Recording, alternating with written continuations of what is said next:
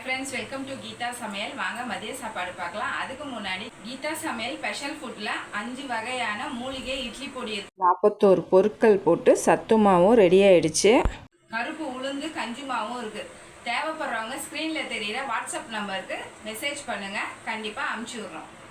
சுட சுட சாதம் நல்லா சூடாக இருக்குது. பசங்களுக்கு பிரிஞ்சி சாதம் செஞ்சேன், அந்த சாதம் கொஞ்சம் இருக்குது. பிரிஞ்சி சாதமும் உருளைக்கிழங்கு சிப்ஸும் தொட்டுக்க எடுத்துகிட்டு போயிருந்தானுங்க. குழம்பு மீன் குழம்பு கொஞ்சம் இருக்குது. சங்கராவும் மாங்காவும் போட்டு மீன் குழம்பு வச்சது அது கொஞ்சம் இருக்குது. கொஞ்சோண்டு தக்காளி ரசம் வச்சேன்.